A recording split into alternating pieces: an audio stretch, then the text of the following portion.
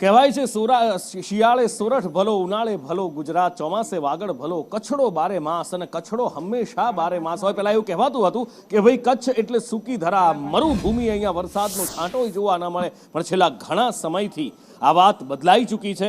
કચ્છ ભરપૂર પાણીથી, ચોમાસું જ્યારે પણ આવે ત્યારે કચ્છમાં ક્યાંય પણ જાઓ પાણી જોવા મળતું હોય છે ને. ત્યારે પણ એવું જ અત્યારે જોવા મળી રહ્યું છે. કચ્છમાં સર્વત્ર પાણી છે. માંડવી હોય કે પછી અન્ય વિસ્તાર હોય, માંડવીમાં 2 દિવસ પહેલા પણ ભારે વરસાદ વરસ્યો હતો અને ફરી એકવાર આજે કચ્છને મેઘરાજા તરબોળ કરી રહ્યા છે.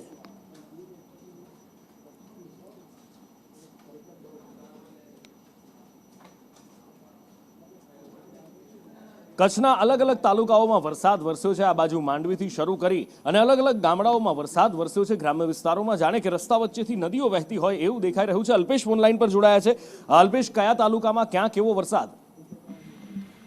જી, ગઈકાલથી જ કચ્છ જિલ્લામાં અંદર સાર્વત્રિક વરસાદ પડી રહ્યો છે. આજે બપોર બાદ પણ કચ્છના નખત્રાણા, અબડાસા, માંડવી, મુન્દ્રા, ભુજ સહિતના તાલુકાની અંદર વરસાદ પડ્યો છે.